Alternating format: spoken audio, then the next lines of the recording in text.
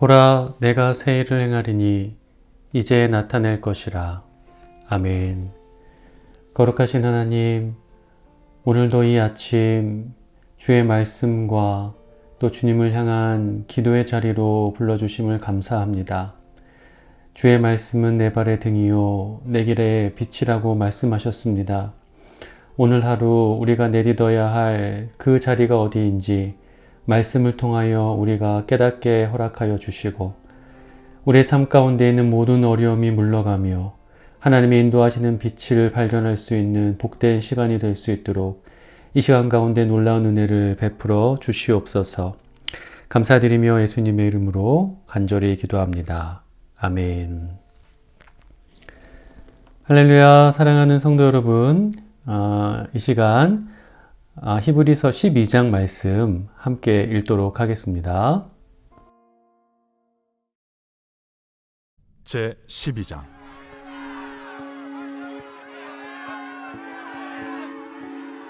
이러므로 우리에게 구름같이 둘러싼 허다한 증인들이 있으니 모든 무거운 것과 얽매이기 쉬운 죄를 벗어버리고 인내로써 우리 앞에 당한 경주를 하며 믿음의 주요 또 온전하게 하시는 이인 예수를 바라보자. 그는 그 앞에 있는 기쁨을 위하여 십자가를 참으사 부끄러움을 개의치 아니하시더니 하나님 보좌 우편에 앉으셨느니라. 너희가 피곤하여 낙심하지 않기 위하여 죄인들이 이같이 자기에게 거역한 일을 참으신 일을 생각하라. 너희가 죄와 싸우되 아직 피 흘리기까지는 대항하지 아니하고 또 아들들에게 권하는 것 같이 너희에게 권면하신 말씀도 잊었도다. 일러스되 내 아들아, 주의 징계하심을 경히 여기지 말며 그에게 꾸지람을 받을 때에 낙심하지 말라.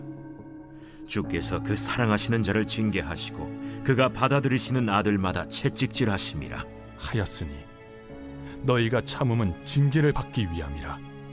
하나님이 아들과 같이 너희를 대우하시나니 어찌 아버지가 징계하지 않는 아들이 있으리요.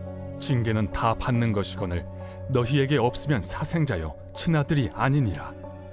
또 우리 육신의 아버지가 우리를 징계하여도 공경하였거든 하물며 모든 영의 아버지께 더욱 복종하며 살려 하지 않겠느냐.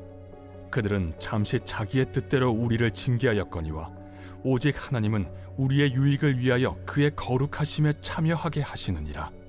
무릇 징계가 당시에는 즐거워 보이지 않고 슬퍼 보이나 후에 그로 말미암아 연단받은 자들은 의와 평강의 열매를 맺느니라. 그러므로 피곤한 손과 연약한 무릎을 일으켜 세우고 너희 발을 위하여 곧은 길을 만들어 저는 다리로 하여금 어그러지지 않고 고침을 받게 하라. 모든 사람과 더불어 화평함과 거룩함을 따르라. 이것이 없이는 아무도 주를 보지 못하리라. 너희는 하나님의 은혜에 이르지 못하는 자가 없도록 하고 또 쓴뿌리가 나서 괴롭게 하여 많은 사람이 이로 말미암아 더럽게 되지 않게 하며 음행하는 자와 혹 한 그릇 음식을 위하여 장자의 명분을 판 에서와 같이 망령된 자가 없도록 살피라.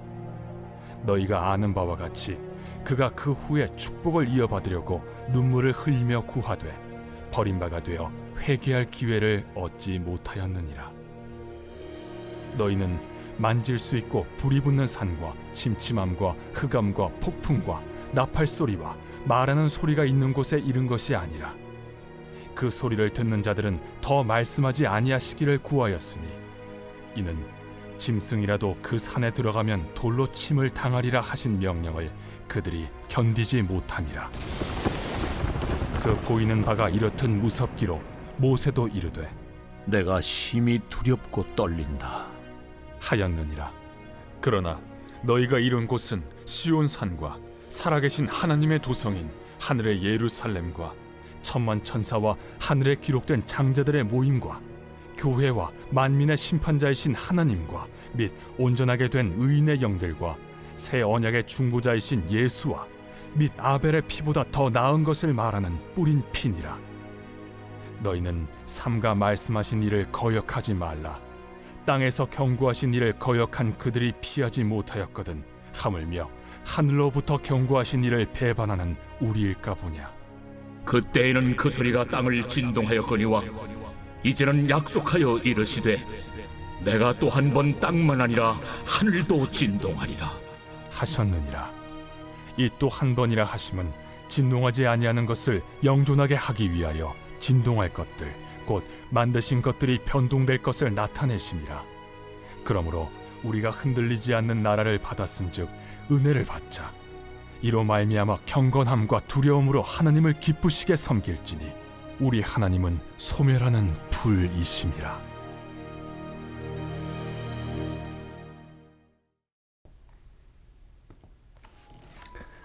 할렐루야. 사랑하는 성도 여러분, 9월 4일 주일 아침입니다.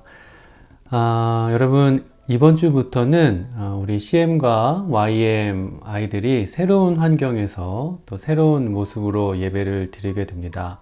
우리 CM이었던 우리 아이들이 YM으로 이제 진급을 해서 같이 예배를 드리게 되고, 또 중고등부 하나로 편성되어 있던 YM이 고등부와 중등부로 또 구분이 되어서 함께 예배를 드린 뒤에 다시 분반해서 또 각자 활동을 하게 되지요.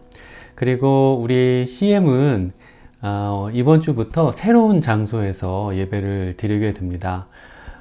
또 새로운 선생님들께서 또 수고해 주셔서 예배를 인도해 주시게 될 텐데, 이런 모든 새로운 환경과 또 새로운 것들이 다 하나님이 주신 은혜인 줄로 믿습니다. 우리 아이들이 이런 하나님의 은혜 안에서 오늘 신령과 진정으로 예배하고 하나님의 말씀을 깊이 깨닫는 은혜가 넘치기를 함께 기도해 주시기를 부탁을 드립니다. 그리고 저희가 지금 계속해서 다니엘을 위해서 또 기도하고 있고요. 또 우리 이순환 장로님, 또 우리 이용철 장로님 스스로 회복을 위해서도 함께 기도하고 있는데, 그 회복의 모든 과정을 믿음의 눈으로 바라보는 우리 모든 분들 될 수 있도록, 그리고 그 믿음에 응답하시는 우리의 치료하시는 하나님을 모든 분들이 깊이 체험할 수 있도록 함께 계속해서 기도해 주시기를 바랍니다. 자, 오늘은 히브리서 12장의 말씀을 함께 살펴보도록 하겠습니다. 여러분, 저희가 어저께 이 히브리서 11장의 말씀을 살펴보면서 노아와 아브라함의 이야기를 잠깐 살펴봤었죠. 노아가 홍수가 일어날 아무도 아무런 낌새도 보이지 않는 상황 속에서 아주 큰 배를 만들고, 또 아브라함은 손에 잡히고 또 눈에 보이는 것들을 뒤로 한 채 보이지 않는 것을 위해서 고향을 떠났습니다. 그런데 그들이 그렇게 믿음으로 반응할 수 있었던 이유는 그들이 하나님의 말씀을 그 어떤 것보다도 확실한 것으로 또 실제적인 것으로 믿는 믿음을 갖고 있었기 때문이었다라는 말씀을 드렸습니다. 이어지는 12장의 전반부에서는 그러한 믿음의 조상들이 그들의 믿음을 지켜나가기 위해서 반드시 맞서 싸워 이겨내야 했던 한 가지 것에 관해서 우리에게 이야기를 하고 있습니다. 그것이 무엇이냐면 바로 이 믿음을 공격하는 모든 죄와의 싸움입니다. 자, 그 죄의 공격, 또 그 죄와의 싸움이 무엇인지를 우리가 이해하기 위해서 어제 살펴봤던 노아와 아브라함의 이야기를 잠시 다시 한번 인용해 보도록 하겠습니다. 여러분, 노아가 갑자기 방주를 만들기 시작했을 때, 또 아브라함이 느닷없이 고향을 떠나겠다고 집안 살림을 다 정리하기 시작했을 때, 그것을 바라보는 주변 사람들의 반응이 어땠을까요? 분명히 절대 호의적이지 않았을 겁니다. 어떤 사람들은 그들의 결심을 뜯어 말리려고 노력했을 거예요. 지금 뭐 하는 거냐? 그렇게 헛된 것에 너의 인생을 허비하지 말아라. 이런 식으로 얘기하는 사람이 있었을 테고, 또 당신 하나 때문에 가족들까지 그런 고생을 시킬 참이냐?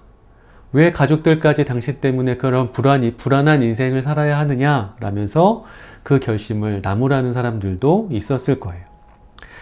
어떤 이들은 노아와 아브라함이 그런 결정을 내린 것이 다른 이유가 아니라 하나님의 말씀 때문이다 라는 이유를 듣고 그들을 비웃고 조롱하고 심지어 정신이 나갔다라고 말하고 돌아다녔을 수도 있습니다. 사람들은 그리고 여러분, 또 사람들이요, 자신이 이해하지 못하고 또 자신의 기준에 맞지 않는 일을 만나거나 보게 되면 그 대상을 비난하고 공격하는 일도 하기 마련입니다. 그러니까 다시 말하자면 노아와 아브라함도 그런 일을 당했을 거다라는 말이죠. 괜히 동네 분위기 망치고 있다, 불안감을 조장한다 라는 등등의 이유로 사람들에게 공격받고 불이익을 당하는 그런 수모를 겪었을 수 있다라는 겁니다. 근데 여러분, 사실 그들뿐만이 아니라 오늘날을 살아가는 우리 또한 마찬가지일 겁니다.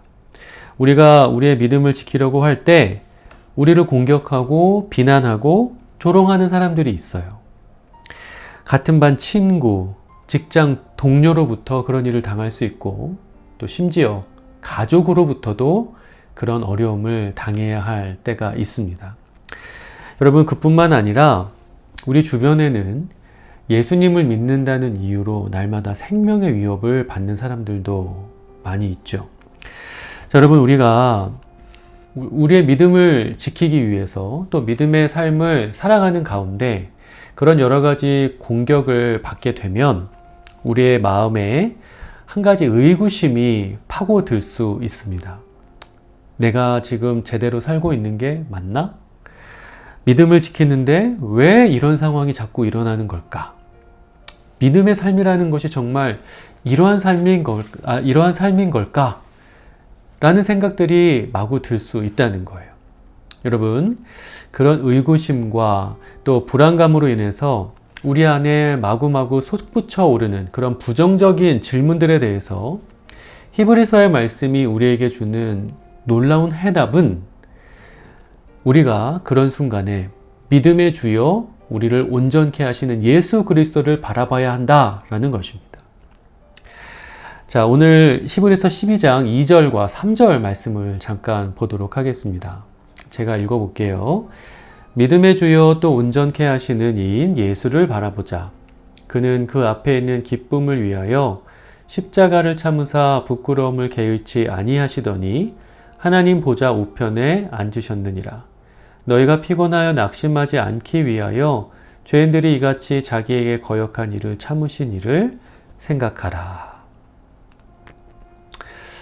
자, 여러분, 그런 고난 가운데, 그런 어려운 상황 가운데 우리의 믿음의 삶에 대한 의심이 들 때 예수님을 바라보라고 하는 그 이유는 그 예수님의 삶이 비록 우리가 믿음으로 사는 것으로 인해서 고난을 받는다 할지라도 그것이 부끄럽지 않고 또 잘못된 일이 아니라는 것을 가장 확실하게 나타내기 때문입니다. 자, 여러분, 말씀에서 예수님을 믿음의 주라고 표현을 했는데요. 이 말씀의 의미는 예수님이 믿음에 관련돼서는 the best, 최고다라는 의미인 겁니다. 그러니까 믿음에 관해서는 최고인 분이라는 뜻이라는 거죠. 여러분, 예수님만큼 말씀을 온전히 믿고 예수님만큼 하나님께 철저히 순종했던 분이 없습니다. 그러니까 믿음이 무엇인가? 믿음으로 산다는 것이 어떠한 것인가에 대해서는 예수님만큼 가장 완벽한 모델이 없다는 거예요. 예수님이 가장 완벽한 모범이 되신다라는 겁니다.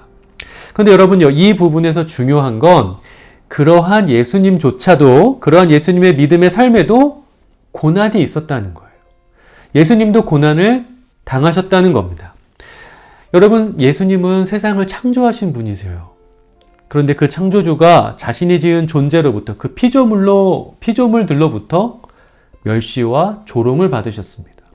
가장 거룩한 분이 인간의 모든 죄를 홀로 짊어지는 그런 고난을 당하셔야 했고, 또 사람들로 하여금 매맞고 찢기고 배반당하고 결국 십자가에서 못 박혀 죽기까지 하셨어요. 여러분, 바로 이 부분에서 우리가 깨달아야 하는 것이 무엇일까요?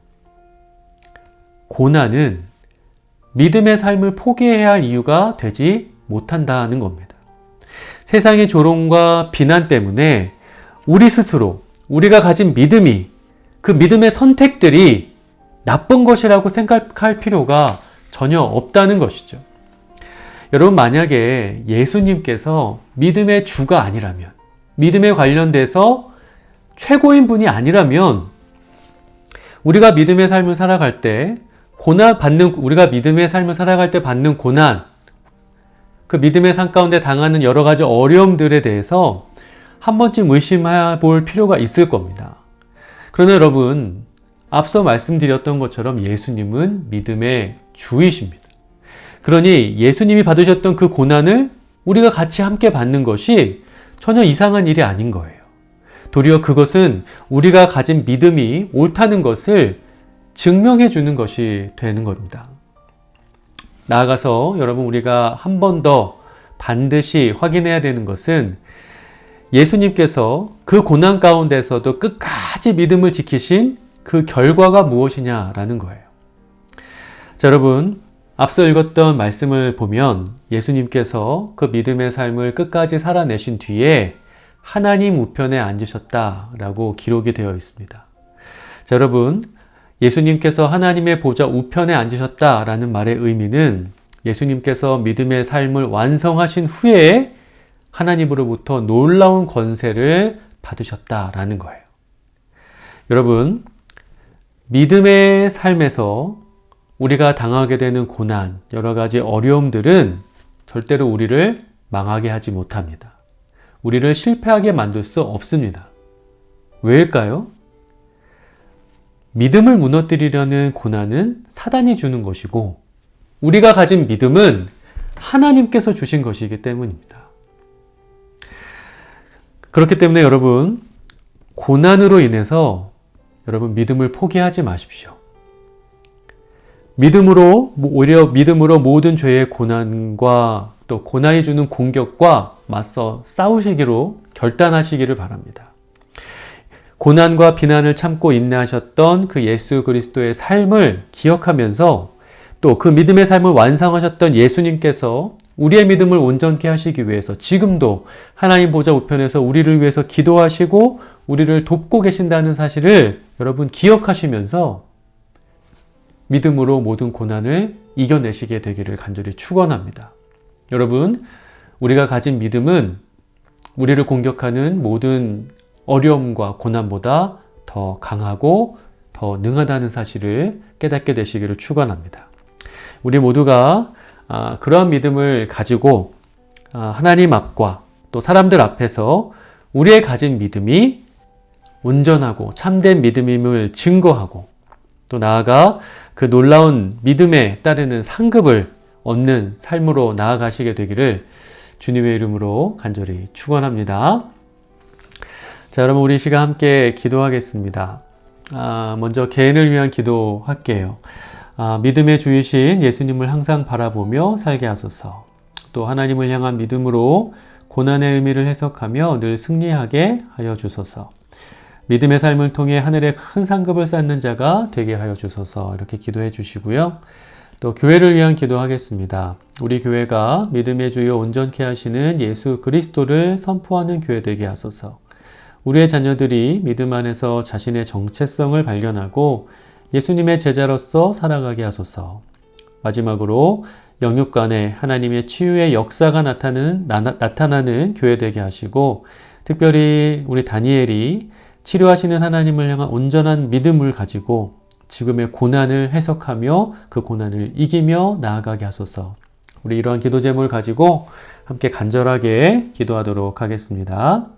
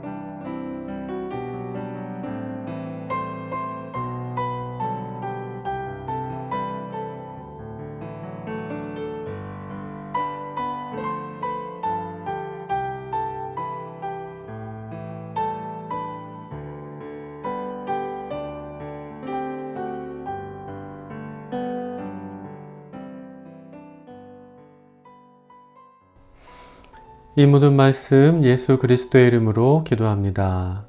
아멘. 자, 여러분 계속해서 개인적으로 기도하는 시간 가져주시고요. 오늘 하루도 하나님을 향한 믿음으로 모든 상황 속에서 넉넉히 이기며 승리하는 하루 보내시기를 바랍니다.